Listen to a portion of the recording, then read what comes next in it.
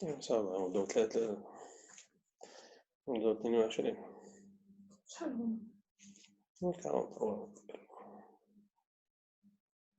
Non.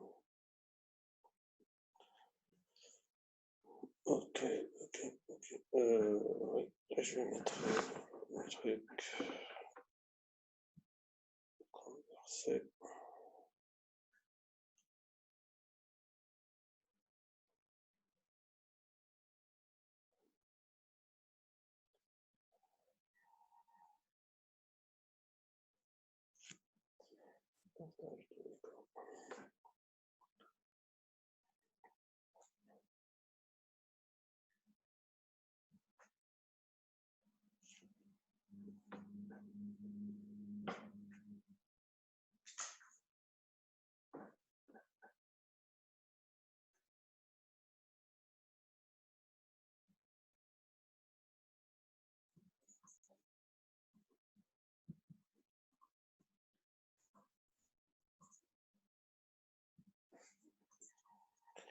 Ok.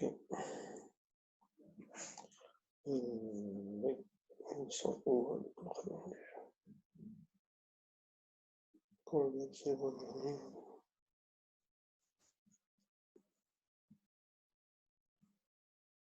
La fenêtre.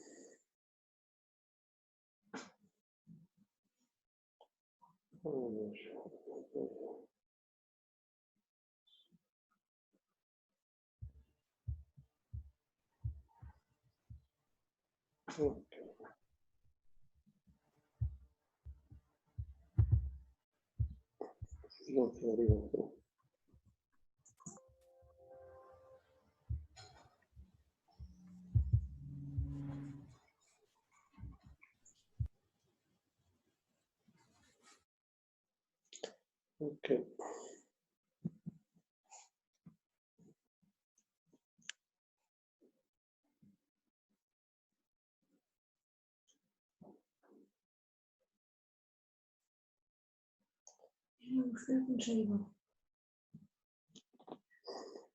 Je vous informe que je suspends les cours en ligne jusqu'à nouvel ordre pour des raisons familiales. Désolée. Je me demande quelque chose que.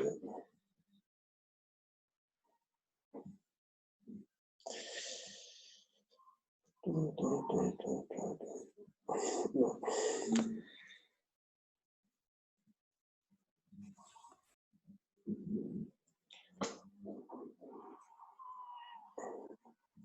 Bon.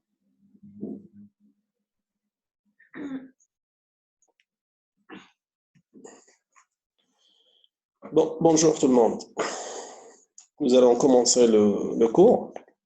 Alors effectivement, je vais reprendre une partie qui a été déjà faite, histoire de revoir les choses, je dirais, d'une manière un peu plus claire et de rafraîchir un peu les esprits. Alors, le cours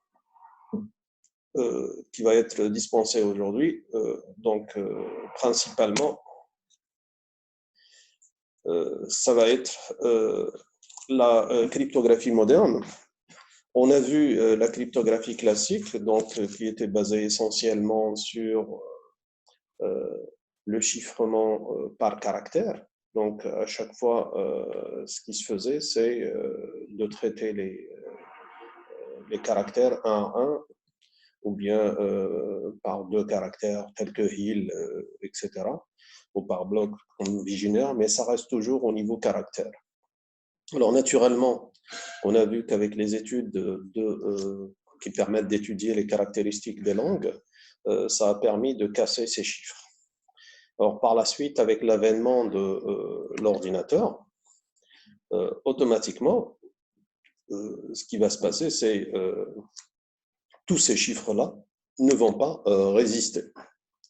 Alors, il y a eu l'avènement de l'ordinateur. On sait qu'au niveau de l'ordinateur, la représentation de l'information, elle est sous forme binaire. Donc, tout est sous forme binaire à l'intérieur. Et du coup, là, le chiffrement ne va pas se faire sur la base de caractères, mais il va se faire principalement sur des blocs, je dirais, binaires. Et ça permettra effectivement d'éliminer le problème qui était posé au départ pour casser les chiffres sur la base des caractéristiques des langues. Et donc, l'idée maintenant, c'est d'avoir l'information sous forme binaire et par la suite, chiffrer cette information binaire. Alors, comment le faire principalement, c'est de regrouper cette information sous forme de blocs. Alors, chaque bloc va être chiffré à part, et ensuite, cette opération va se faire d'une manière itérative jusqu'à l'épuisement de tous les blocs. Alors, naturellement, ce procédé-là va se faire de différentes manières.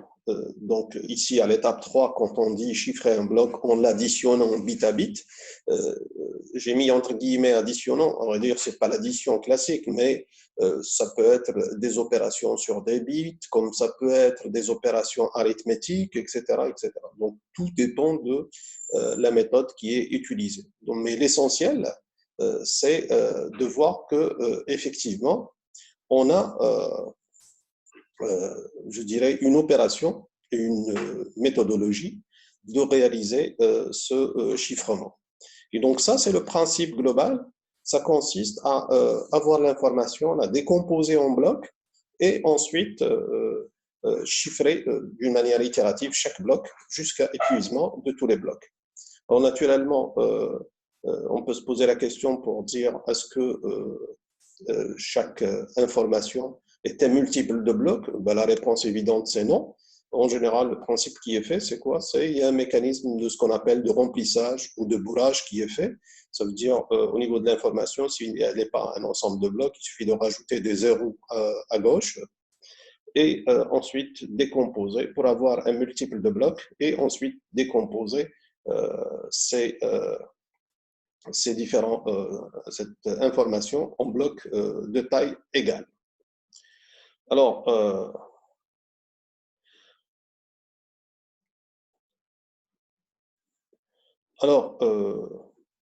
automatiquement, donc dans notre cas ici,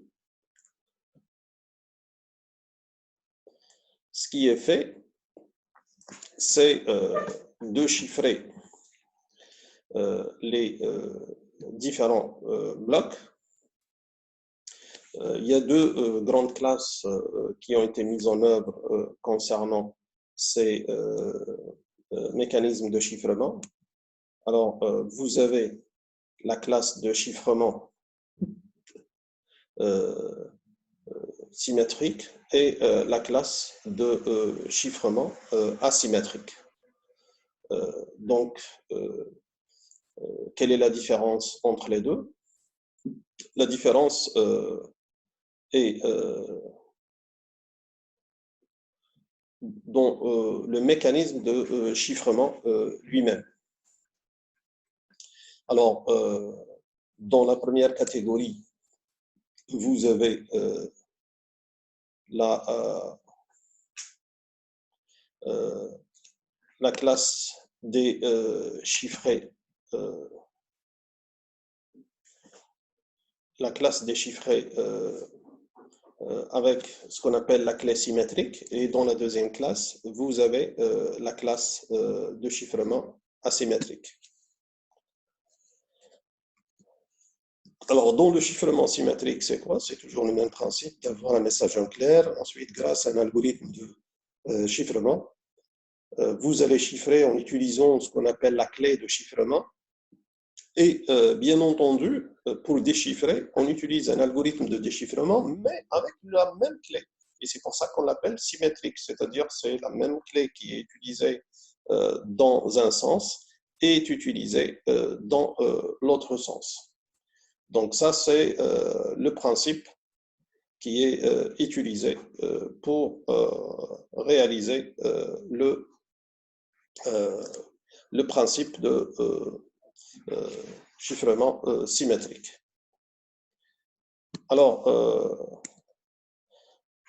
dans le chiffrement symétrique, un exemple connu qui a été développé dans les années 70, il s'agit de DES. Donc, DES qui a été créé en 1970. Il a subi beaucoup de, je dirais, de tests et d'études, ce qui a permis de le mettre en premier comme un standard, et ensuite il a été abandonné. Pourquoi? Parce qu'on a pu retrouver qu'il a beaucoup de, je dirais, de failles qui ont été retrouvées, et donc ces failles-là ont poussé les chercheurs à créer un autre, je dirais, standard. Et donc, par la suite, il y a eu AES qui a quasiment remplacé DES parce que DES avait un certain nombre de failles, comme je l'ai dit tout à l'heure. Alors, pour ce chiffrement symétrique, j'avais dit qu'à chaque fois, on utilise la même clé, c'est-à-dire que vous avez, quand il y a deux interlocuteurs, il faudrait que chacun ait, chaque couple ait une clé secrète en commun. Donc, ce graphe-là représente un peu cette situation. Donc, si vous avez uniquement 5 utilisateurs, vous voyez, les arcs, c'est quoi? C'est le fait de posséder une clé en commun entre les deux interlocuteurs. Ça veut dire que ici, j'ai 5 utilisateurs. Ça veut dire que pour chaque utilisateur, il doit posséder 4 clés pour pouvoir échanger les messages avec les autres utilisateurs. Donc, imaginez, dès que le graphe grandit, c'est-à-dire qu'on a beaucoup de nœuds, ce qui veut dire beaucoup d'utilisateurs. Donc, si on a beaucoup d'utilisateurs, ça veut dire que les choses vont augmenter d'une manière, je dirais, exponentielle. Pourquoi? Parce que là, vous avez un type de graphe qu'on appelle le graphe complet. Donc, pour avoir le graphe complet, ça veut dire que vous avez des arcs qui relient chaque paire de nœuds. Et du coup, ça veut dire que si vous avez beaucoup d'interlocuteurs, vous devez posséder beaucoup de clés, et donc chaque clé pour interlocuteur. Donc, ce qui devient quelque chose qui est assez lourd, d'une part, à gérer. Et le problème, c'est que si vous ne connaissez pas une personne a priori, vous ne pourriez jamais communiquer avec elle, puisqu'étant donné que vous ne la connaissez pas, ça veut dire que vous ne pouvez pas avoir un secret en commun avec cette personne. Et donc ça a poussé les chercheurs à réfléchir sur une autre alternative. Donc, l'autre alternative, ça consiste à réaliser ce qu'on appelle le chiffrement asymétrique. Donc, ce chiffrement asymétrique, le principe, c'est quoi? C'est toujours le principe d'un cryptosystème où on peut chiffrer un message avec une clé de chiffrement. Et là, les choses sont un peu différentes, c'est-à-dire que quand on veut déchiffrer, les choses vont changer. On va déchiffrer avec un algorithme de déchiffrement, sauf qu'on utilisera une autre clé. Et donc, c'est le principe qui est utilisé. Ça veut dire quoi? Ça veut dire que dans ce cas de figure, on se retrouve avec deux clés. Donc, une clé avec laquelle on chiffre et l'autre clé avec laquelle on déchiffre. Et donc, le principe retenu dans cette méthode, c'est quoi? C'est qu'on a deux clés en général l'une qui est appelée clé publique et l'autre qui est appelée la clé privée. Donc, dans notre cas, on a dessiné exprès les clés de manière horizontale et verticale. Donc, l'une représente la clé publique et l'autre représente la clé privée. Donc, quand vous voulez communiquer avec quelqu'un, l'idée, c'est quoi? C'est juste d'utiliser sa clé publique pour chiffrer. Et donc, à l'arrivée, lui, il va déchiffrer avec sa clé privée. Donc, ça, c'est le principe qui est réalisé pour mettre en œuvre ce système. Alors, il y a autre chose qu'on pourrait, une question qu'on pourrait se poser pour dire, tiens, j'ai la clé publique et j'ai la clé privée, donc je chiffre avec une clé, je déchiffre avec une autre. Alors, est-ce que c'est normal et correct? Ben, la réponse est oui, pour des raisons, je dirais, scientifiques et mathématiques. C'est qu'il y a une relation entre la clé publique et la clé privée, donc une relation mathématique qui existe entre les deux. Alors, on pourrait se poser la question, étant donné qu'on a une relation entre les deux, est-ce que quand je connais la clé publique, je peux déduire la clé secrète? Ben, la réponse, elle est non. Mathématiquement, si, mais d'un point de vue informatique, non. Alors, vous allez me dire, qu'est-ce que c'est que ça? Il y a une différence effective entre l'informatique et les mathématiques. Donc, au niveau mathématique, on peut montrer ou démontrer un certain nombre de propriétés, mais on ne donne jamais, dans plusieurs problèmes mathématiques, on ne sait pas ou on n'a pas donné la méthode qui permet de le calculer. C'est-à-dire, on est sûr qu'il existe, mais on ne sait pas le calculer. Et donc ça, c'est ce qui fait justement la puissance de la sécurité informatique. C'est on utilise des choses que on est sûr d'un point de vue pratique qu'il est difficile de calculer cette donnée. Donc le fait qu'avec les moyens qui existent actuellement, il est très difficile de calculer je dirais, la clé privée à partir de la clé secrète. Et donc ça, c'est la base sur laquelle a été mise la sécurité de ce chiffrement. Alors, naturellement, la clé publique et la clé secrète, quand on fait la composition du chiffrement et du déchiffrement, on a le message en clair, ce qui veut dire qu'effectivement, là, le mécanisme de déchiffrement, c'est un peu le processus inverse, si on veut voir ça d'un point de vue mathématique, c'est le processus inverse qui permet de passer du chiffré vers le déchiffré. Donc ça, c'est le principe qui permet de réaliser la composition des deux chiffrements.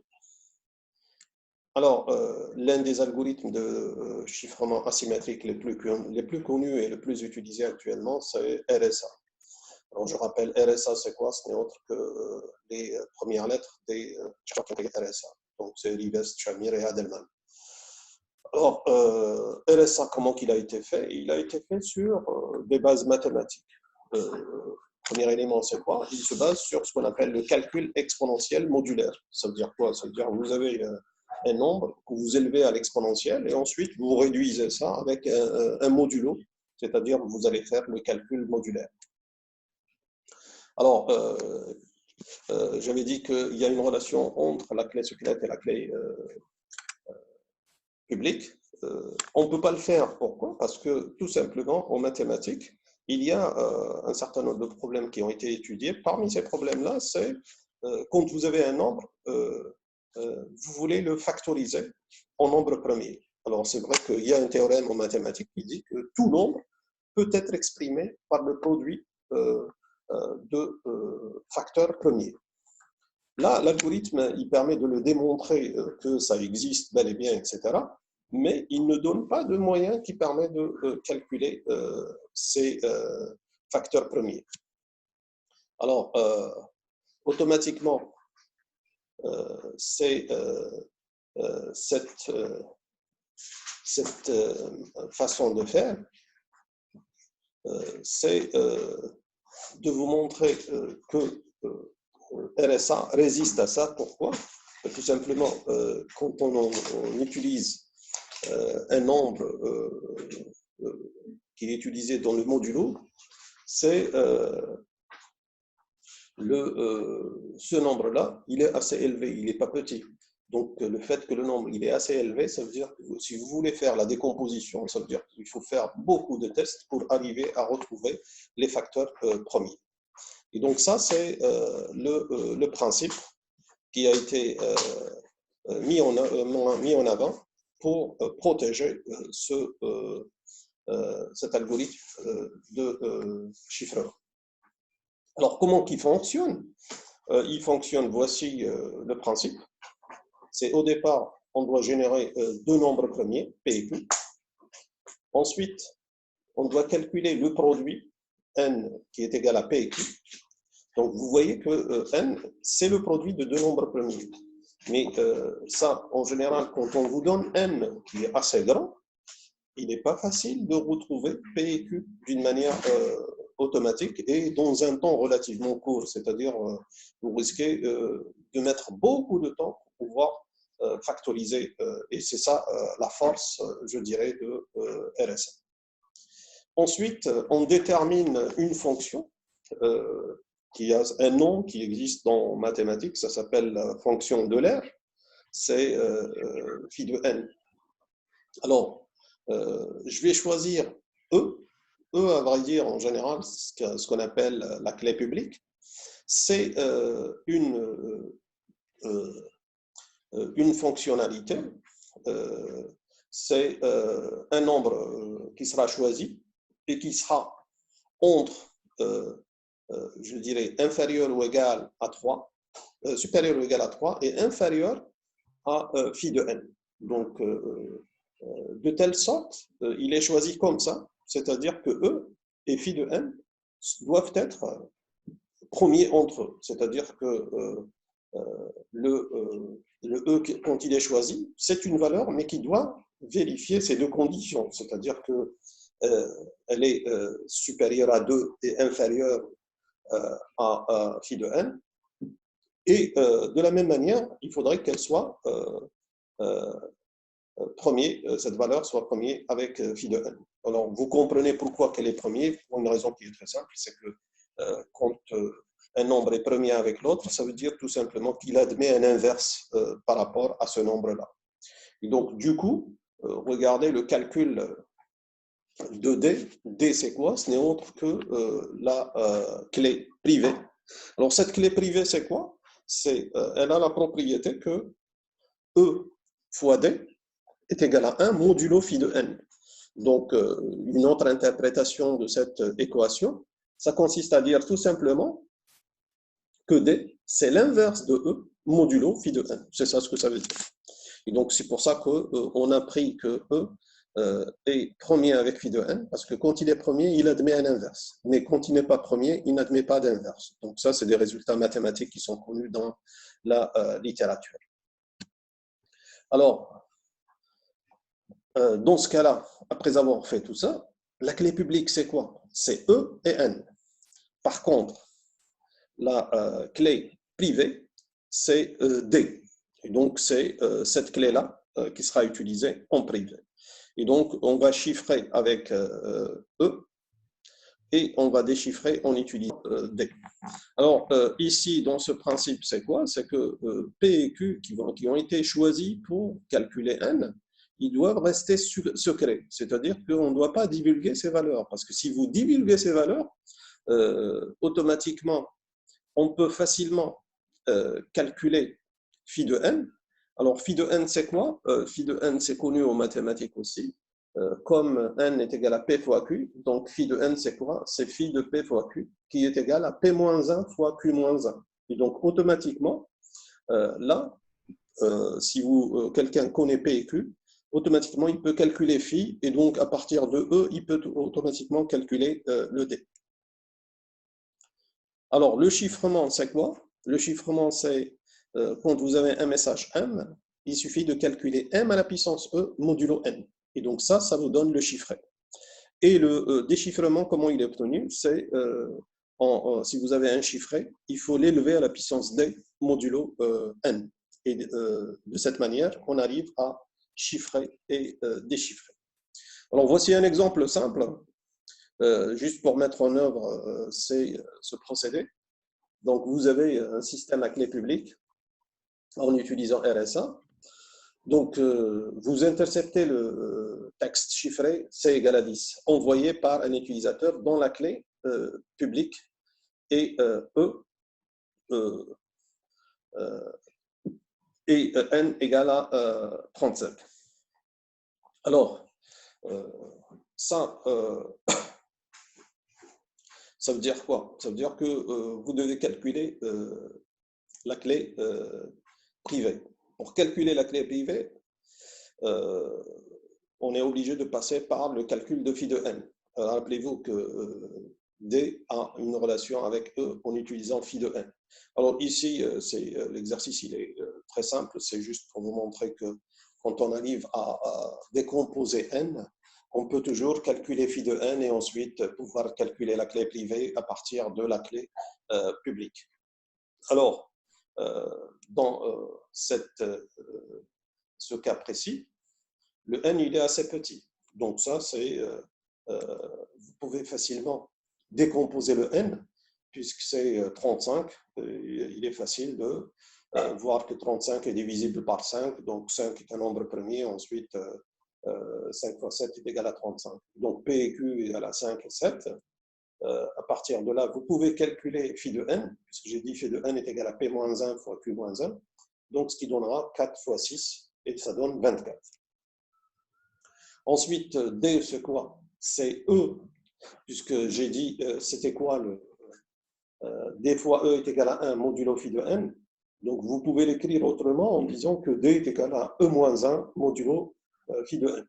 Et donc, ici, juste avec la méthode qu'on connaît déjà, c'est l'utilisation de l'algorithme d'Euclide étendu qui permet de calculer l'inverse. Donc, vous l'appliquez automatiquement. Vous avez les deux valeurs 5 et 24. Vous cherchez l'inverse de 5 par rapport à 24. Vous allez trouver 5. Alors, ici, pour retrouver le message en clair, il suffit de prendre le chiffré qui a été intercepté, c'est-à-dire 10, et vous allez l'élever à la puissance 5. Et donc, automatiquement, là, ce qui va se passer, vous allez faire 10 à la puissance 5 modulo 35, et vous allez obtenir la valeur de 5. Alors, ici, si vous observez les choses, vous allez voir que E égale à 5 et D égale à 5. C'est-à-dire ça, c'est vraiment un cas particulier. C'est quoi? Vous avez la clé de chiffrement est égale à la clé de déchiffrement. Alors effectivement, parce que déjà, il y a quelque chose ici qui est un peu particulier, c'est quoi? Si vous regardez un peu P et Q, c'est qu'on a choisi P et Q qui sont vraiment très proches l'un de l'autre. En général, c'est démontré dans la littérature qu'il faut éviter d'avoir P et Q qui sont très proches. En général, il faut avoir P et Q, deux nombres premiers assez grands, et qui ne soient pas très très proches l'un de l'autre. Ici, la différence entre P et Q, c'est 2. Et donc ça, c'est un peu différent.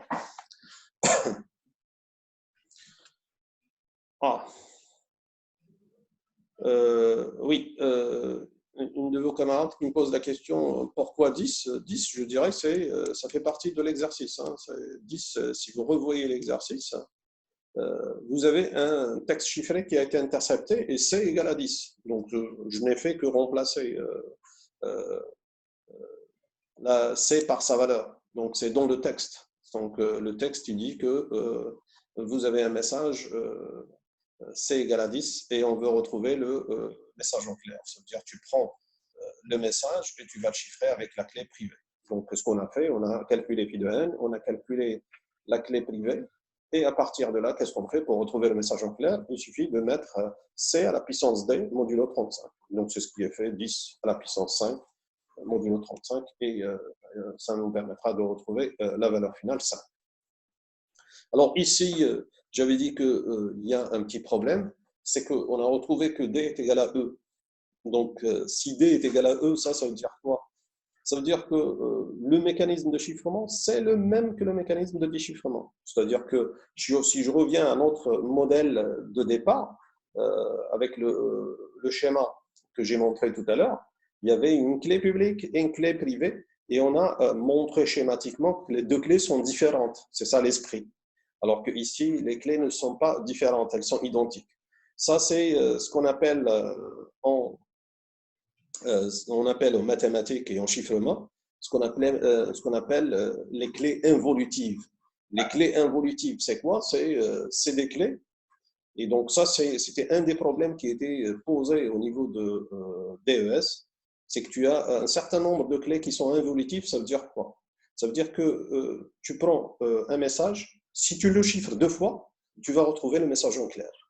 Là, c'est la même chose qui s'est passée. C'est que si tu prends un message, tu essaies de le chiffrer deux fois, parce que le fait d'utiliser 5, c'est comme si tu as chiffré et déchiffré, mais c'est aussi le mécanisme de chiffrer deux fois. Ça veut dire que quand tu chiffres deux fois, tu obtiens le message en clair. Et donc ça, c'est un défaut de ce qu'on appelle ces clés qui sont dites les clés involutives. Alors pour éviter ça, ça veut dire que on prend la peine de vérifier que la clé n'est pas, quand on produit une clé, de vérifier que la clé n'est pas involutive. Là, j'avais dit la contrainte dès le départ, c'est de choisir P et Q qui ne soient pas très proches l'un de l'autre, qui sont assez grands. Ça permettra d'éviter ce problème.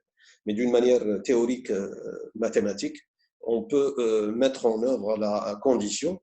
Ça veut dire que je sais que E fois D est égal à 1 modulo phi de n. Donc, si je ne veux pas avoir la clé privée qui est égale à la clé publique, ça veut dire tout simplement que je remplace D par E et j'obtiens la relation que E au carré, c'est-à-dire E fois E, au lieu de dire E fois D, c'est E fois E, doit être différent de 1 modulo phi de n. Et donc là, j'en suis sûr que la clé publique n'est pas égale à la clé privée.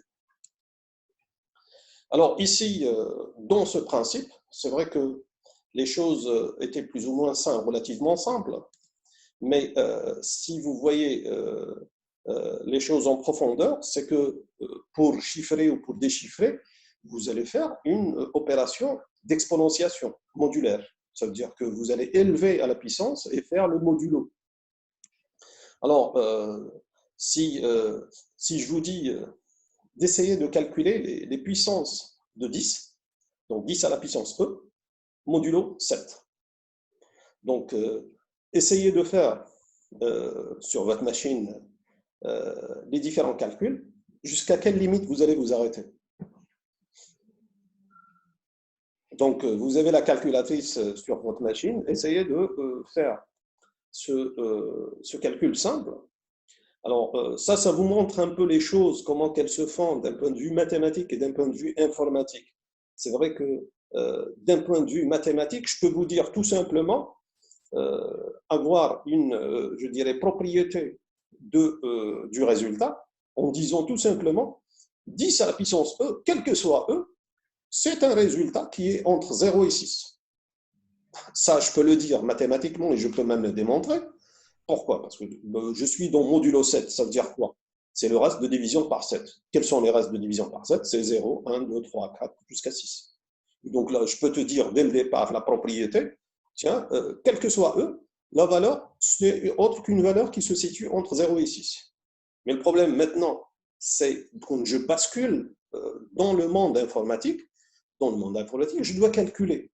Maintenant, pour calculer, comment faire les choses? Alors, cette tentative, c'est juste pour vous montrer un peu les choses et la faisabilité des choses et un peu la progression des choses pour montrer que, effectivement, c'est les choses. Alors ici, ce que je vous dis, c'est tout simplement, c'est de faire le calcul. Donc, quand vous me posez la question, moi, je vous ai posé la question pour vous montrer un peu le problème, la difficulté du problème, c'est jusqu'à quelle limite vous allez vous arrêter. Donc, essayez de faire ce calcul. Donc, vous calculez 10 à la puissance 2, de puissance 3, 4, 5, 6, etc. Essayez d'augmenter le nombre pour dire 10 à la puissance 20, 10 à la puissance 30, 10 à la puissance 100. Et donc, vous faites juste ces essais-là. Et vous allez voir à quelle limite vous allez vous bloquer. Ça veut dire qu'il y a une limite à laquelle votre calculatrice ou votre application calculatrice, elle va se bloquer. Pourquoi? Elle ne peut pas arriver à faire des calculs au-delà d'un certain seuil. Et donc ça, c'est un peu les choses qui montrent cette différence qui existe entre les concepts mathématiques purement théoriques et les procédés de calcul qui existent en informatique. Alors, naturellement, c'est à un certain seuil, vous allez voir que vous êtes bloqué, vous ne pouvez plus calculer. Pourquoi? Parce que il va y avoir sur votre machine en général à l'intérieur ce qu'il y a un certain registre. Donc ce registre-là, quand il est plein, il va y avoir ce qu'on appelle en informatique l'overflow, c'est-à-dire le débordement.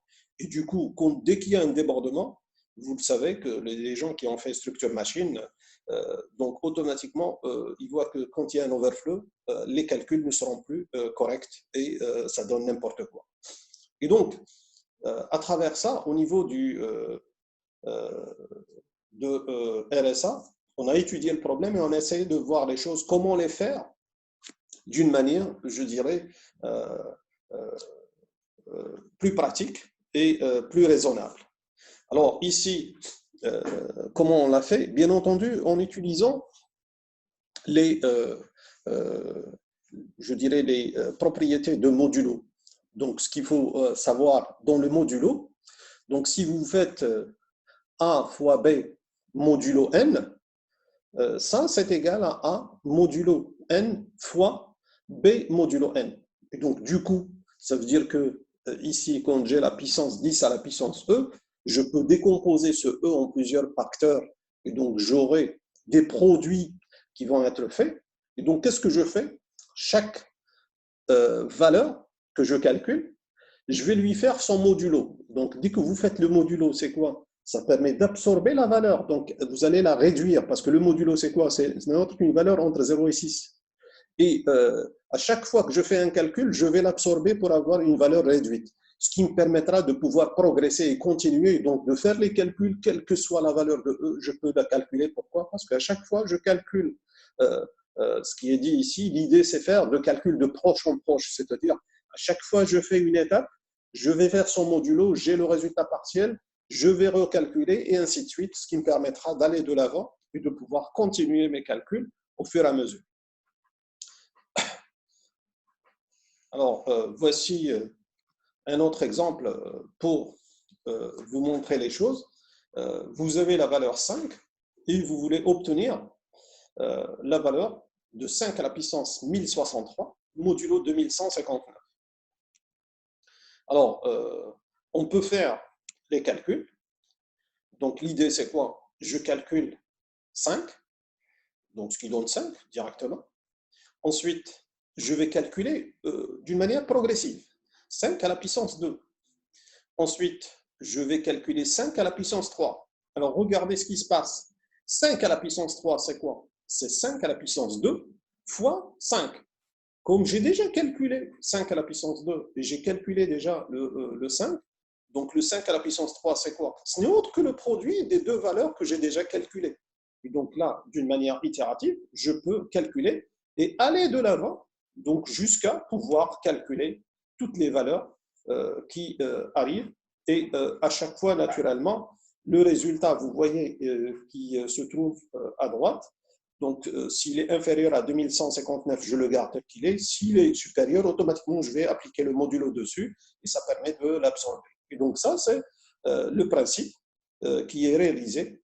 Et on arrive à progresser au niveau du calcul et je peux faire n'importe quel calcul, c'est-à-dire n'importe quelle valeur de puissance de E, même si elle est assez grande, je peux atteindre toujours cette valeur calculable avec cette méthode. Et donc ça, comme vous voyez, cette méthode, c'est quoi? C'est une méthode qui est itérative, qui passe d'un pas à un autre d'une manière progressive jusqu'à arriver à réaliser le calcul en entier. Sauf qu'on s'est rendu compte que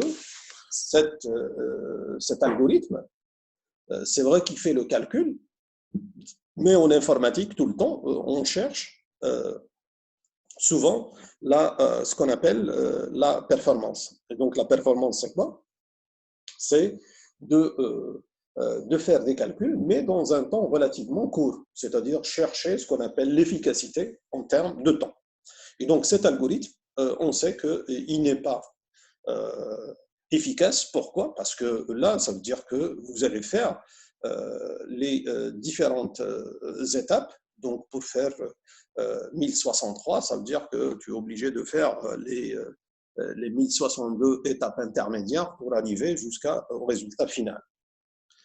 Alors, ce qui a été fait dans ce sens, c'est de pouvoir développer une méthode qui est plus intéressante, ce qu'on appelle en littérature l'exponentiation modulaire rapide. Alors, ici, je vais prendre les cas les plus simples, ensuite on va passer au cas le plus général. Donc, le cas le plus simple, c'est quoi? C'est, j'ai pris un cas particulier, j'ai envie de calculer la valeur de a à la puissance 128. Donc, si je prends la méthode précédente, c'est d'aller de proche en proche. Ça veut dire que je dois faire 127 étapes pour arriver à calculer le résultat final. Puisque A, je l'ai, donc A à la puissance 1, je ne le calcule pas, donc ce que je vais calculer, c'est que je calcule A à la puissance 2, et ainsi de suite, jusqu'à arriver à 128.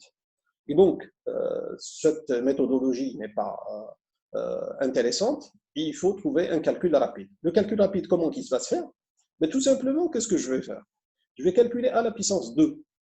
Ensuite, une fois que j'ai A à la puissance 2, je vais prendre ce résultat, je vais calculer son carré, c'est-à-dire A à la puissance 2 fois A à la puissance 2. Ce qui me donne quoi? Ça me donne A à la puissance 4. Ensuite, d'une manière implicite, à la puissance 4, je vais avoir à la puissance 8, 16, 32, 64, et hop, j'arrive à 128. Donc, si vous voyez la différence entre les deux, la première, elle prendra 127 étapes. La deuxième, elle prendra 7 étapes uniquement. Donc, vous voyez que avec cette méthodologie, j'ai pu gagner en performance. Et donc, le fait de gagner en étapes, automatiquement, ça gagne en performance et ça permet d'aller très, très vite. Alors, quelqu'un, s'il voit les choses ici d'une manière, d'un œil, je dirais, critique, etc., il verra que, tiens, il me dit, vous avez choisi un cas très particulier parce que vous avez 128, qui est une valeur que vous connaissez assez bien. C'est quoi? C'est une puissance de 2. Et c'est pour ça qu'on a pu faire ces choses-là d'une manière assez rapide. Et donc, par la suite, je dirais, tiens, tous les nombres, les puissances que je vais calculer, ce ne sont pas des puissances qui sont des puissances de 2, telles que ici, parce que 128, c'est autre que une valeur qui est 2 à la puissance 7. Donc ça, c'est vraiment un calcul particulier. Et donc, on pourrait se poser la question pour dire si l'exposant n'est pas une puissance de 2. Alors, je prends un exemple qui est juste en dessous, pour prendre 96. 96 n'est pas une puissance de 2. Donc, 96, c'est quoi? Si vous remarquez, c'est une valeur qui est composée de 64 et 32. Donc, si vous voulez voir les calculs, c'est un peu ça. C'est 96 qui est égal à 64 plus 32. Et donc ça, ce qui me permet de dire que A à la puissance 96, c'est à la puissance 64 fois A à la puissance 32. Donc ce qui revient à 96, c'est-à-dire que là, quand il y a ce produit de puissances, en général, ce qu'on fait, on additionne les puissances entre elles, c'est-à-dire 64 plus 32, ce qui donne 96. Donc, ce calcul-là se ramène effectivement à la méthode précédente, puisque 64, c'est une puissance de 2 et 32, c'est une puissance de 2. Alors là aussi, on pourrait dire, tiens, on est en train de faire les choses qui nous conviennent, puisqu'on a ramené facilement les choses à des puissances 32. Alors, si je prends un nouveau, je dirais, nombre qui n'est pas ni de la première forme ni de la deuxième forme, c'est-à-dire une forme complètement différente. Comment je vais m'en sortir pour réaliser cette opération? Alors, je dirais que les choses, on peut toujours les réaliser de la sorte. Comment vous savez que tout nombre, vous pouvez le diviser. Donc, vous pouvez le diviser par une succession de 2. Et ça permettra effectivement de réaliser l'opération. Alors, j'arrête juste un petit moment.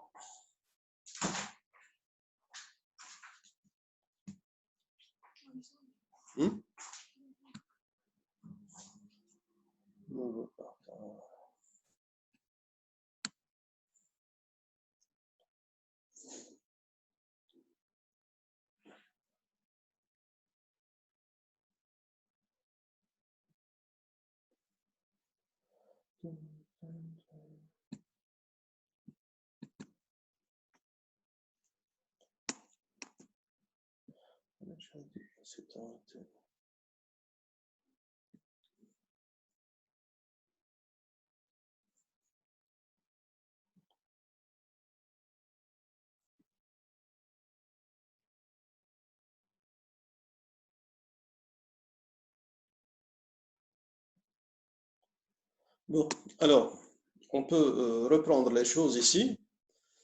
Donc, la méthode, elle peut toujours être prise en charge par même si le nombre n'est pas, je dirais, une puissance de 2. Alors, ici, ce que je peux écrire les choses, c'est quoi l'idée qui se cache derrière?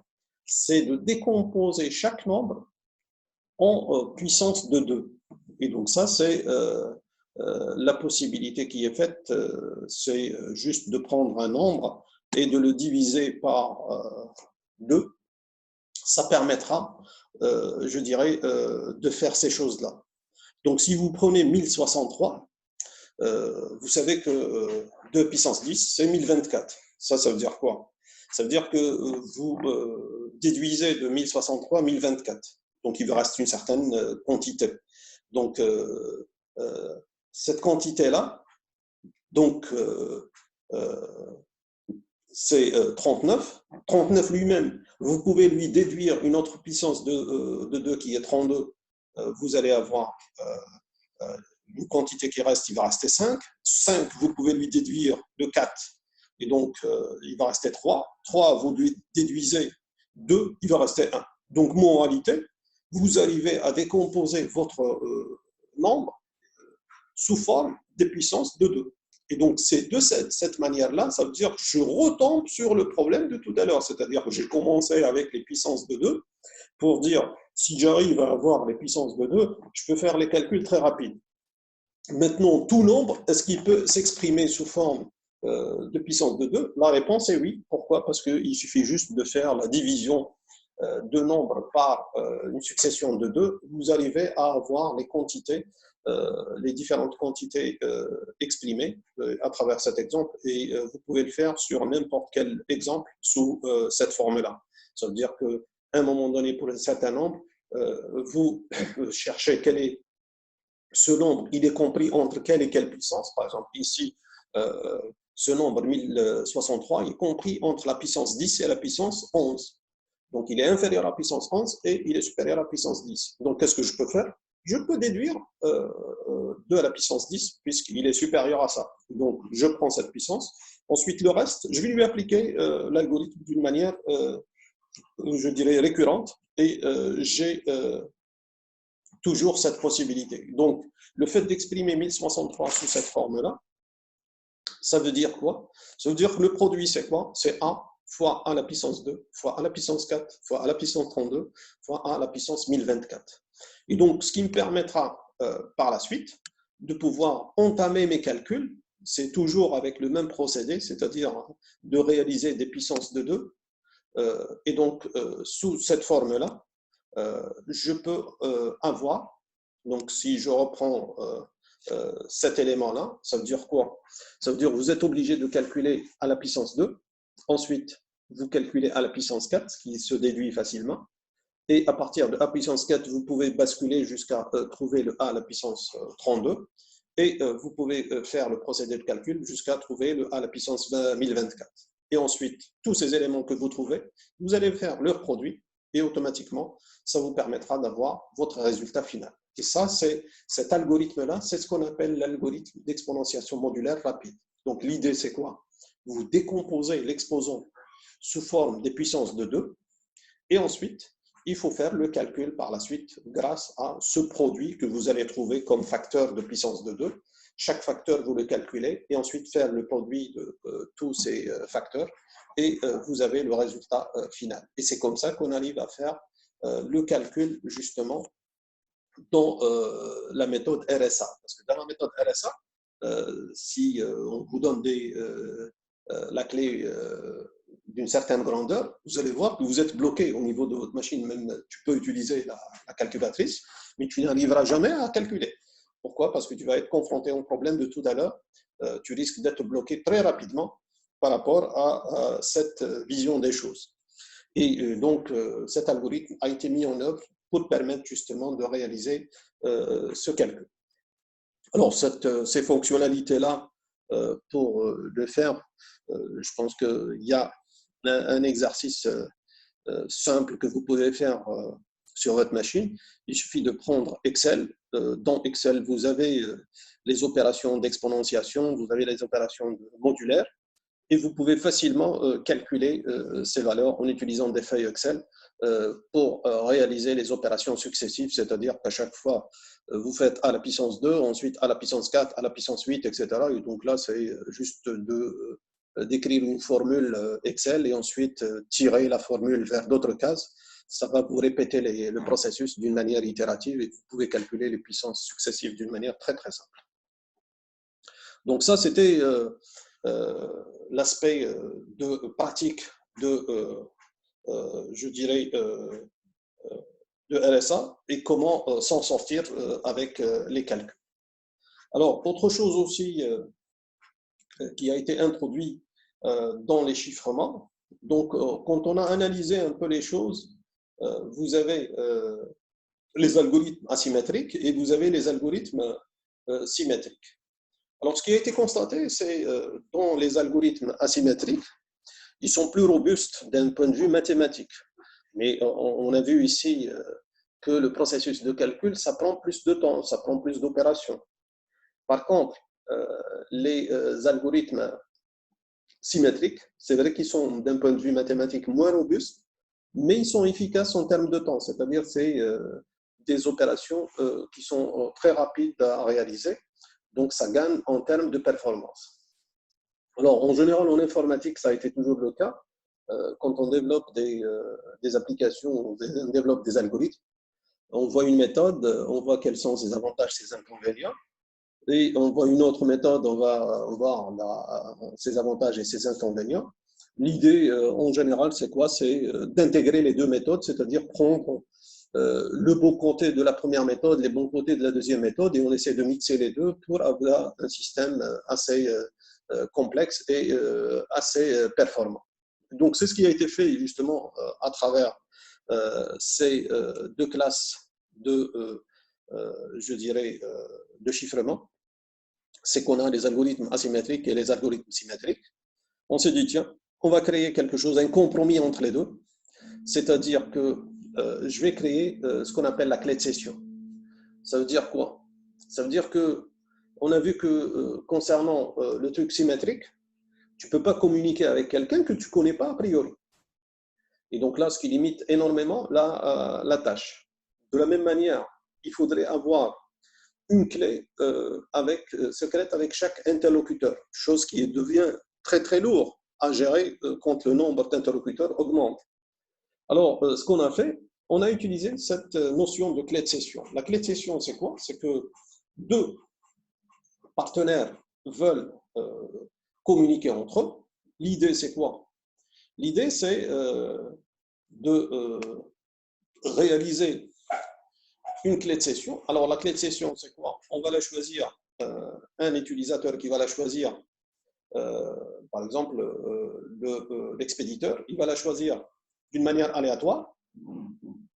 Et ensuite, qu'est-ce qu'il va faire? Il va chiffrer cette clé avec la clé publique du destinataire. Et il va lui envoyer ça. Et du coup, le destinataire, dès que cette information arrive, qu'est-ce qu'il fait? Il va la déchiffrer avec sa clé privée. Automatiquement, ce qu'on a, on a automatiquement la possibilité de partager une clé entre les deux éléments. Donc, automatiquement, vous avez le partage implicite de clés de session entre deux partenaires grâce à ce mécanisme. Et à partir de là, comme les deux ils vont prendre connaissance de cette clé, automatiquement, ça va être une clé commune entre les deux. À partir de là, ils peuvent l'utiliser entre eux en utilisant un algorithme de chiffrement symétrique. Pourquoi l'algorithme de chiffrement symétrique? Parce qu'on avait dit qu'il est efficace, il est rapide. Et donc ça, c'est la méthode qui a été utilisée dans beaucoup de systèmes actuels réels. Donc, parmi ces systèmes, vos navigateurs que vous utilisez sur Internet utilisent ce principe. Donc, l'idée, c'est quoi? Dès que vous connectez par votre navigateur sur un serveur, par exemple, ce qui se passe, c'est que votre navigateur, il choisit une clé de session, il va la chiffrer avec la clé publique du serveur, il va l'envoyer au serveur, et à partir de là, le serveur et votre navigateur vont dialoguer en utilisant un algorithme symétrique. Pourquoi? Parce que l'algorithme symétrique, il est très rapide, et donc ce qui permet de gagner en efficacité. Alors, vous allez me dire, tiens, l'algorithme symétrique n'est pas, c'est ce que j'ai dit tout à l'heure, qu'il n'était pas complexe et efficace d'un point de vue théorique, mais je vous dis tout simplement, ici, l'efficacité, on la gagne par l'usage du symétrique. Je dirais la robustesse ou la complexité, comment on la gagne? Ben, on la gagne tout simplement parce qu'on a généré une clé de session aléatoire. Et cette clé de session aléatoire qui est utilisée, elle va être utilisée uniquement pour cette session. C'est-à-dire qu'elle ne va pas être utilisée pour la prochaine session, etc., et pour le futur. Donc, automatiquement, même si au bout d'un certain temps, quelqu'un arrive à casser cette clé, ben, il n'aura pas je dirais, de grand intérêt pour pouvoir attaquer les systèmes. Pourquoi? Parce que les systèmes changent en permanence les clés de session. Donc ça, c'est, je dirais, l'intérêt qui est utilisé actuellement au niveau des navigateurs, donc comme application pratique. Alors, ça, c'est un moyen qui est fait pour échanger des clés de session, c'est-à-dire tu récupères la clé publique du destinataire.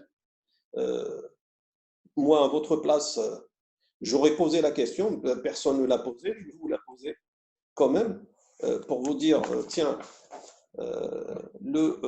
l'expéditeur, il va choisir une clé de session aléatoire et ensuite, il va chiffrer celle-ci avec la clé publique du destinataire.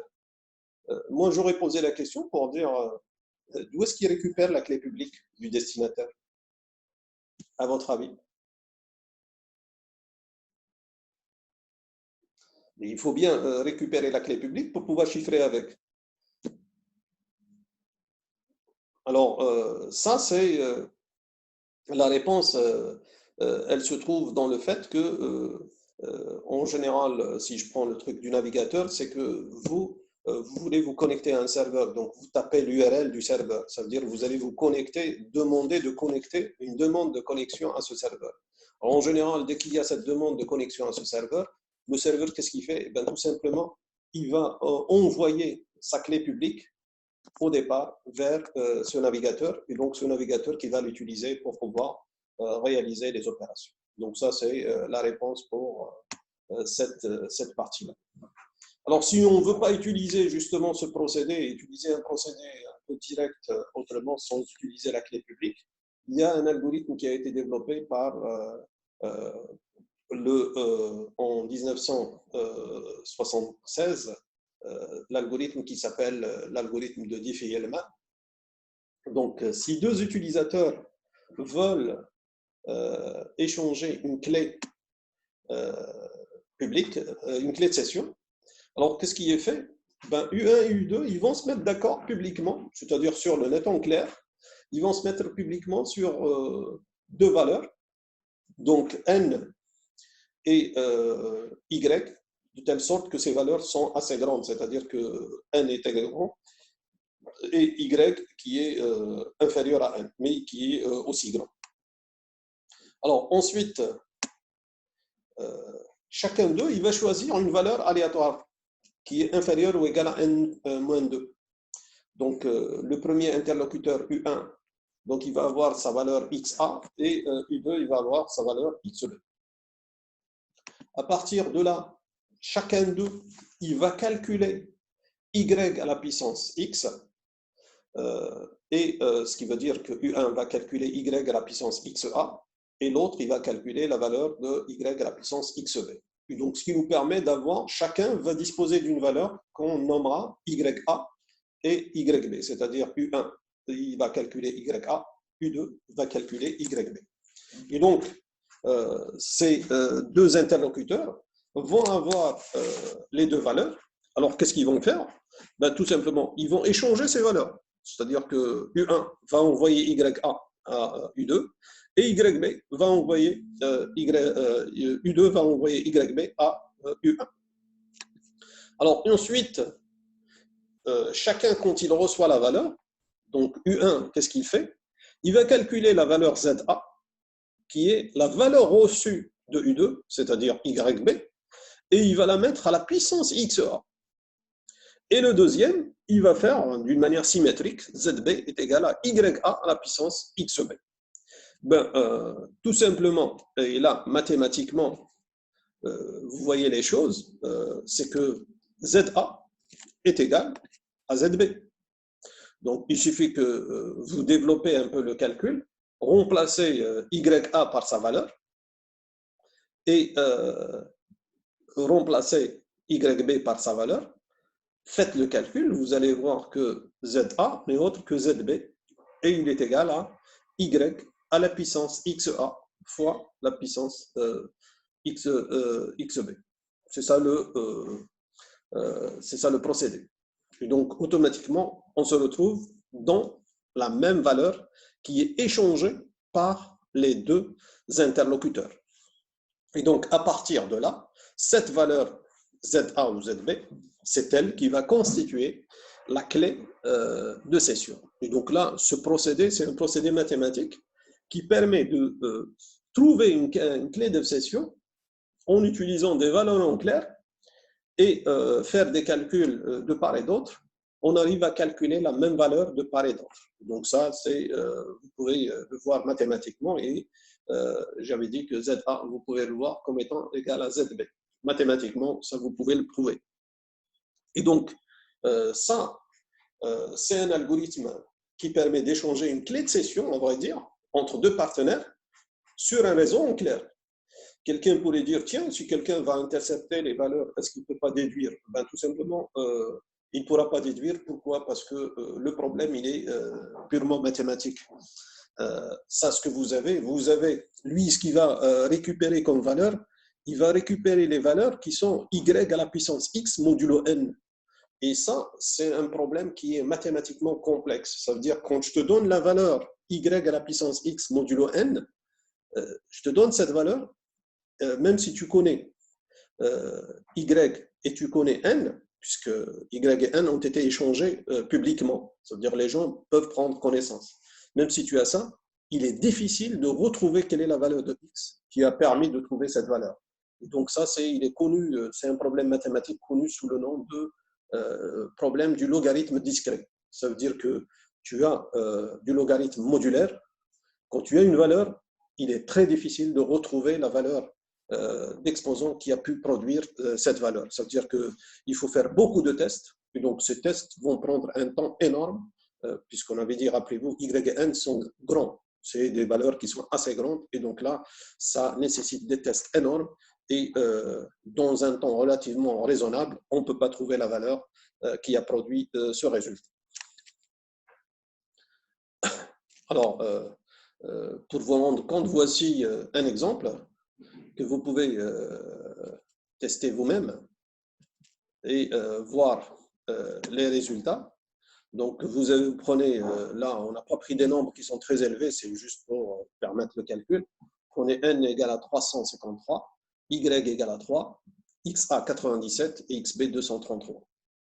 Donc, vous voyez ce qu'on avait dit que chacun va calculer, c'est-à-dire que chacun a pris une valeur aléatoire xa et xb. Ensuite, ya, ça va être y à la puissance xa, donc 3 à la puissance 97 modulo 353. Et le deuxième, il va faire de même, yb est égal à y à la puissance xb, c'est-à-dire 3 à la puissance 233. Vous allez, le premier trouvera 40, le deuxième trouve 60. Et ensuite, ils vont s'échanger ces valeurs, c'est-à-dire le premier, il va envoyer la valeur 40 au deuxième, et le deuxième va envoyer la valeur 160 au premier. Alors, à l'arrivée, ils vont faire autant.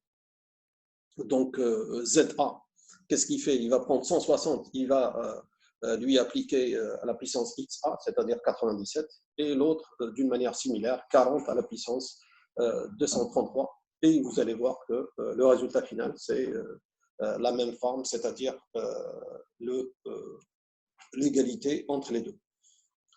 Donc ça, c'est le principe qui permet d'échanger une clé de session entre les deux partenaires. Alors, ça, c'est un moyen technique qui est utilisé et qui est connu par le nom de l'algorithme de Diffie-Hellman pour l'échange de clés de session d'une manière automatique. Alors, parmi les applications qui ont été développées aussi autour du chiffrement, c'est qu'on a pu chiffrer. Alors, par le procédé de chiffrement, on a pu développer ce qu'on appelle un service qu'on appelle l'enveloppe digitale. Ça veut dire quoi? Cette enveloppe digitale, c'est à partir justement de ce procédé de clé de session. Alors, l'idée, c'est quoi? C'est comment on utilise justement cette clé de session pour pouvoir réaliser un échange entre les deux partenaires. Donc, ce que vous avez votre texte en clair et vous avez un générateur de clés symétrique. Donc, c'est ce qu'on a vu tout à l'heure, ça veut dire que tu génères des clés de session. Donc, cette clé de session, tu peux la générer, je dirais, soit par une valeur aléatoire, soit par le procédé de Diffie-Hellman, etc. Donc, il y a plusieurs procédés de le faire. Alors, cette clé de session, qu'est-ce que tu fais? Tu prends ton texte en clair, tu vas le chiffrer par, ce que vous voyez sur le slide, c'est tu as la clé de session et tu vas chiffrer ton texte en clair avec cette clé de session. Donc, ce qui te permettra d'avoir le message chiffré. Alors, donc ça, on a le message chiffré. Et de l'autre côté, qu'est-ce qu'on va faire? C'est que cette clé de session qui est utilisée, qui a permis de chiffrer le texte en clair, automatiquement, on va la chiffrer avec la clé publique du destinataire. Donc, il va y avoir un chiffrement asymétrique puisqu'on utilise une clé publique. Donc, automatiquement, je vais avoir la clé secrète qui sera chiffrée avec la clé publique du destinataire. Donc, ça, c'est ce qu'on appelle l'enveloppe digitale, c'est-à-dire c'est comme si tu as pris une lettre, tu l'as mis dans une enveloppe et tu l'as fermée. Et donc ici, c'est la même chose parce que le texte, tu l'as chiffré. Tu l'as chiffré avec quoi? Avec la clé de session. Et donc cette clé de session, c'est elle qui permet d'englober un peu ce texte et qui permet de, je dirais, de le cacher pour être perçu par les autres. Et par la suite, ce qui est envoyé sur le réseau, tu vas envoyer le texte chiffré et tu vas envoyer avec l'enveloppe digitale. Cette enveloppe digitale n'est autre que cette clé de session qui est chiffrée par la clé publique du destinataire. Donc, à travers le réseau, tu vas envoyer ces deux quantités et par la suite, c'est à l'arrivée, c'est cette clé de session, elle va être déchiffrée par la clé publique, la clé privée du destinataire. Tu vas obtenir la clé de session.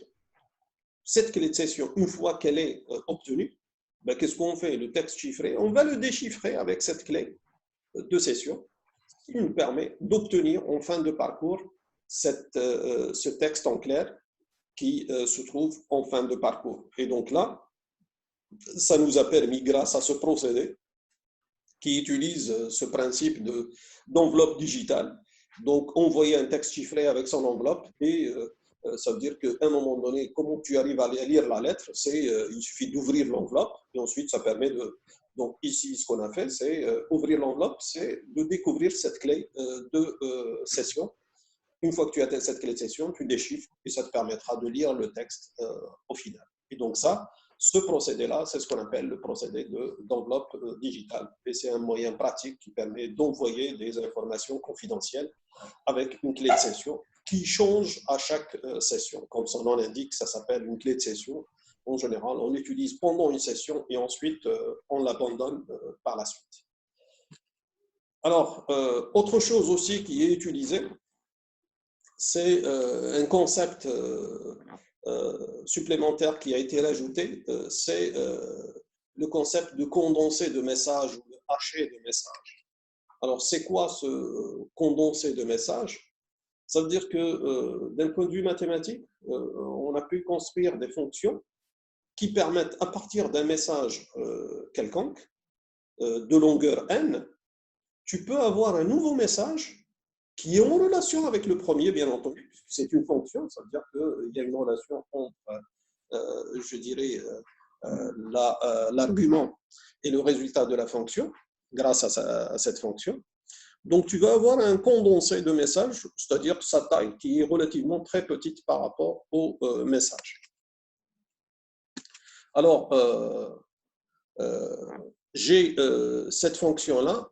C'est une fonction en général qui a des caractéristiques. On l'appelle souvent fonction à sens unique. Ça veut dire quoi? Ça veut dire que ce n'est pas une fonction bijective.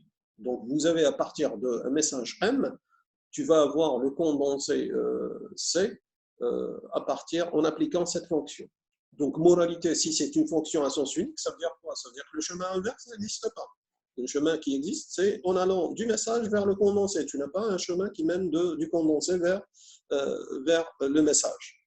Et donc, elle a aussi comme autre caractéristique, en général, c'est une fonction qui est facile à calculer, c'est-à-dire du point de vue performance. Et ça, c'est toujours, en informatique, c'est très utile d'avoir des opérateurs et des fonctions qui sont facilement calculables. Pourquoi? Parce que ça permet d'accélérer le processus et d'aller très vite. Donc, je peux calculer facilement le condensé. Vous pouvez vous poser la question pour dire comment se fait-il qu'on arrive à calculer rapidement? Tout simplement, on ne fait pas des opérations du style RSA comme tout à l'heure, c'est-à-dire des fonctions d'exponentiation, de modulaire et autres, etc. Ce qu'on fait en général, on fait des choses qui sont un peu plus simples.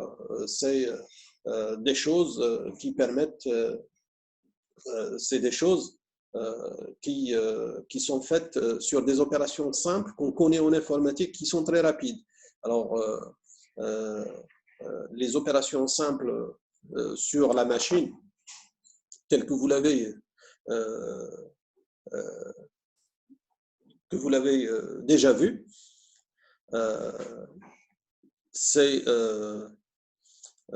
des opérations. Si je vous demande quelles sont les opérations simples et rapides qui existent sur la machine, telles que vous avez étudiées principalement sur la structure machine, etc. Quelle serait votre réponse?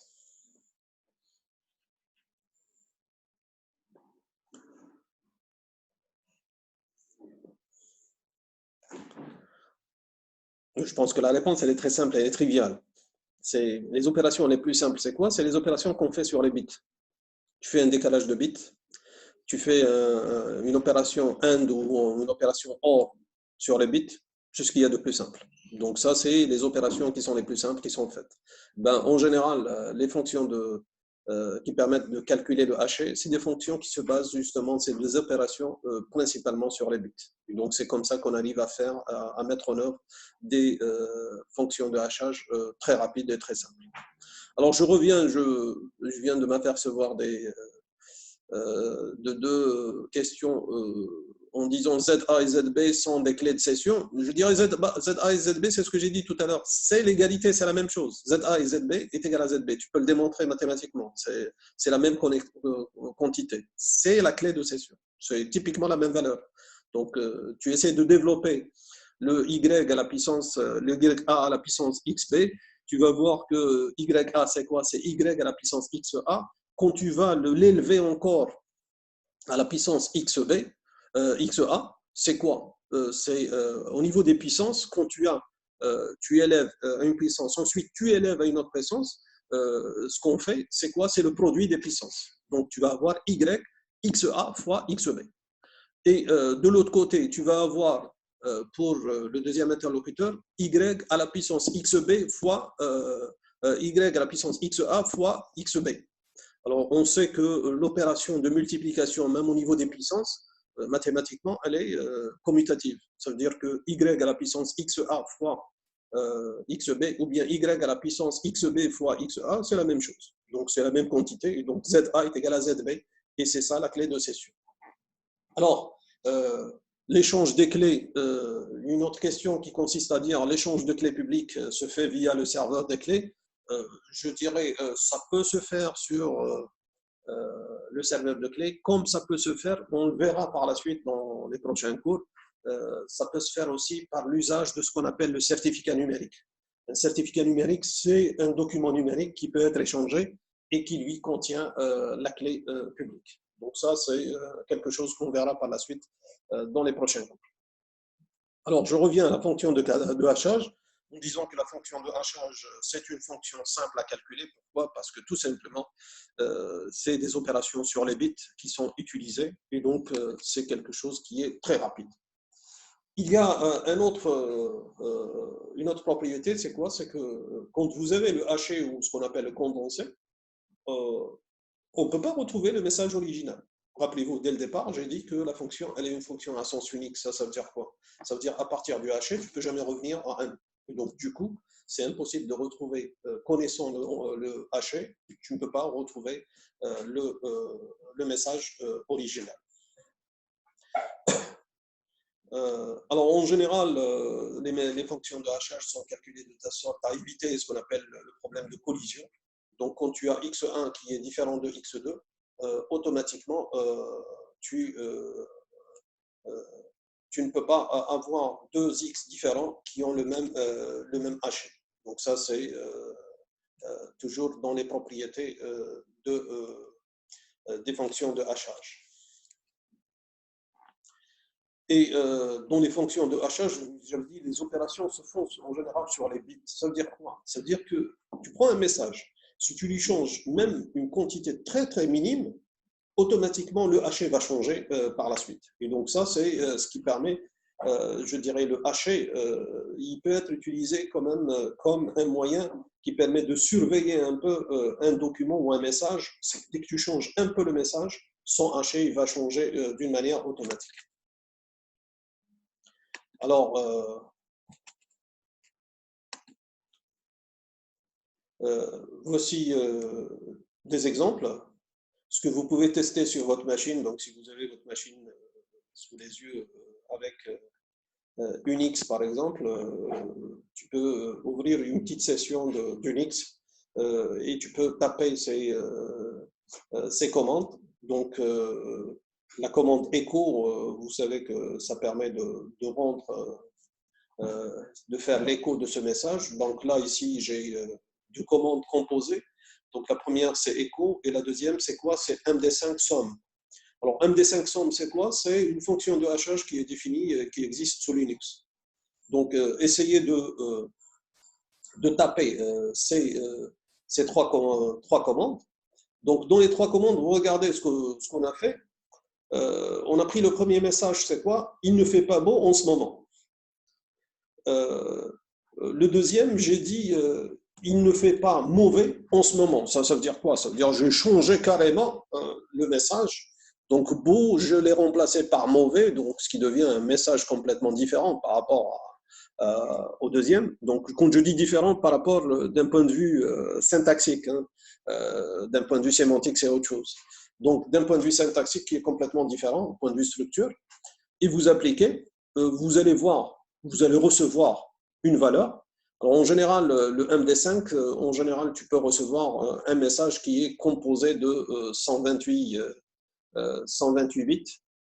Donc, ça, ça permettra d'avoir une valeur. Alors, regardez le troisième. Le troisième, je l'ai fait exprès. Donc, j'y ai pris quasiment le premier. Regardez ce qui a été fait. Ce qui a été fait, j'ai interverti entre le E et le A. Donc, il ne fait pas beau. J'ai juste modifié. Donc, j'ai intercalé le E avec le A. Donc, grossièrement, si vous prenez le message, il est le même que le premier en termes de lettres. C'est le même nombre de lettres. C'est les mêmes lettres qui sont utilisées, sauf qu'il y a eu un changement au niveau de l'ordre de deux lettres. Et si vous appliquez cette commande, vous allez voir que le résultat de MD5 somme, c'est-à-dire le condensé qui sera donné, il sera complètement différent du premier. Et donc ça, ce qui montre que les fonctions de hachage, quand elles sont utilisées, le moindre changement dans le texte va changer le condensé. Donc ça, c'est la propriété justement qui est utilisée par la suite, ce qu'on va voir dans un mécanisme. Alors, je suppose que vous avez vu ce résultat et vous pouvez en déduire les conséquences. Alors, à travers ça, ce que je peux faire, je peux développer encore un nouveau service qu'on appelle la signature numérique. Donc, cette signature numérique, c'est quoi? C'est d'avoir dans la signature numérique un mécanisme qui permet de réaliser la signature.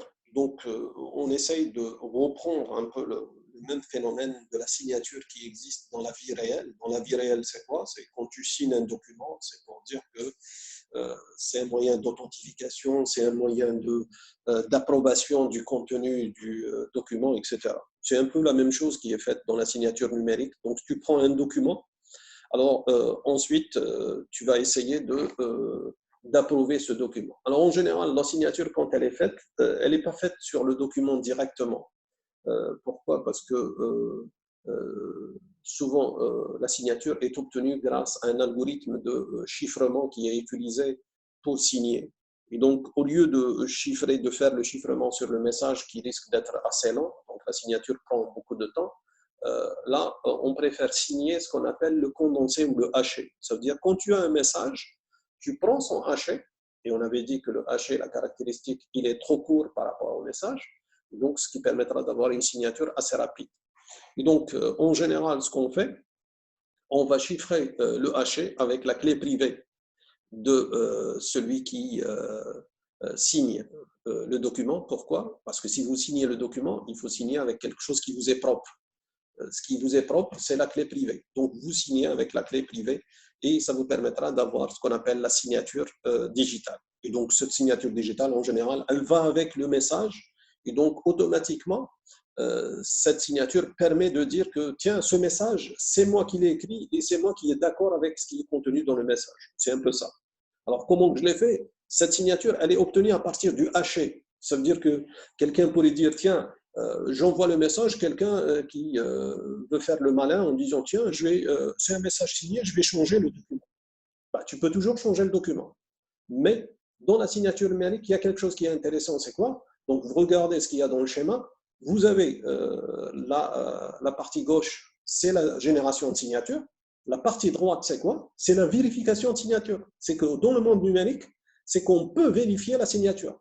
C'est pas comme dans le monde réel. Dans le monde réel, il faut être expert en calligraphie, etc., pour essayer de voir est-ce que la signature est la même que vous utilisez sur un document, par exemple, quelle est votre signature sur votre pièce d'identité. Et quand vous signez un chèque, on essaie de voir et de comparer est-ce que les deux signatures sont équivalentes ou pas, etc. Ce qui donne lieu à des appréciations un peu parfois superflues et qui ne reflètent pas la réalité. ici en numérique, on fait les choses d'une manière automatique. Ça veut dire que j'ai le moyen de vérifier la signature. Et donc ici, pour vérifier la signature, c'est très simple. Donc quand je reçois un message reçu, alors, et la signature que j'ai récupérée, donc l'idée c'est quoi? C'est que je reçois un message avec la signature. Bah, automatiquement, je peux toujours vérifier sa signature. Comment? C'est que quand je reçois le message, alors qu'est-ce que je fais? Je vais calculer son haché.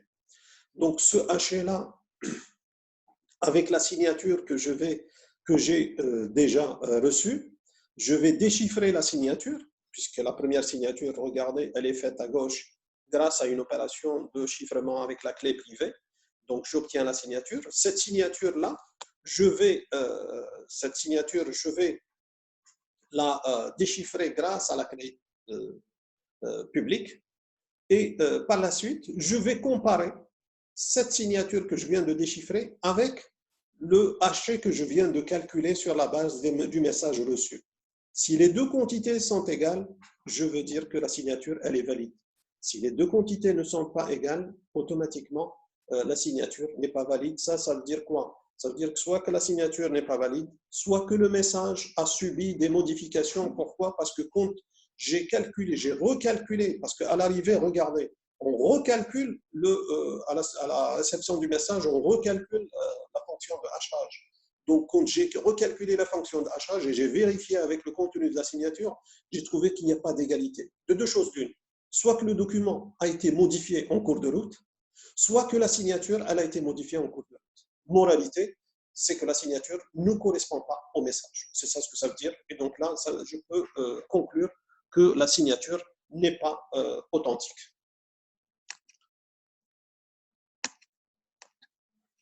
Alors, il y a un autre procédé aussi qui a été fait dans le calcul, etc. C'est dans le procédé de tout à l'heure. Donc, ce qu'on fait, c'est qu'il y a une signature et il y a le message qui a été fait.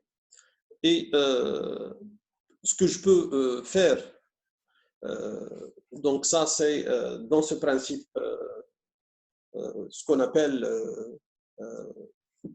le service de scellement. Donc le service de scellement, ça reprend de l'exemple de la signature. C'est que tu as un message, automatiquement tu calcules son haché. Le haché, il est scellé. Pourquoi qu'on dit qu'il est scellé? Parce qu'il est chiffré par la clé, je dirais, publique du destinataire. Tu peux le faire comme ça. Et tu envoies cet élément, aussi bien le message que le haché.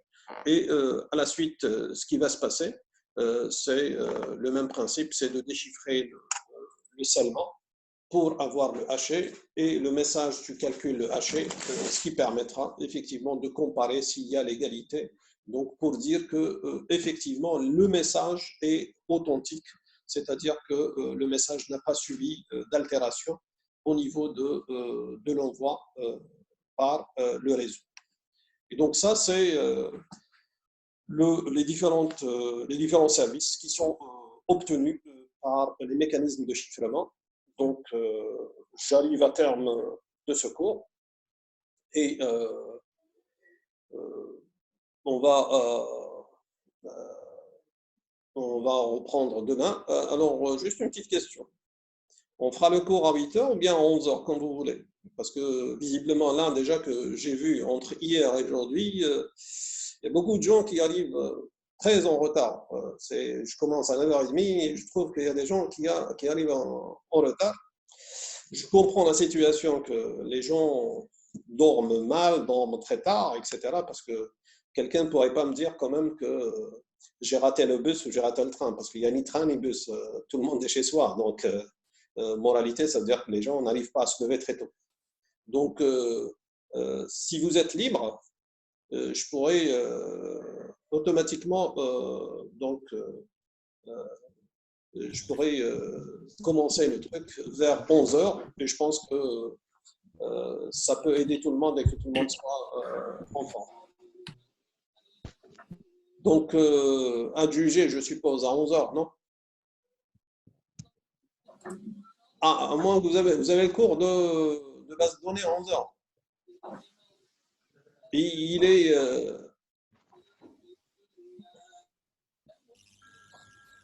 Bon, je préfère le faire après, si vous voulez. Donc, quand ça se termine, on le fera à 13 heures alors. 13 heures ou 13h30. لا لا مسيو عندنا كور وعندنا تي بي ها TP, comment tu vas le faire ton TP?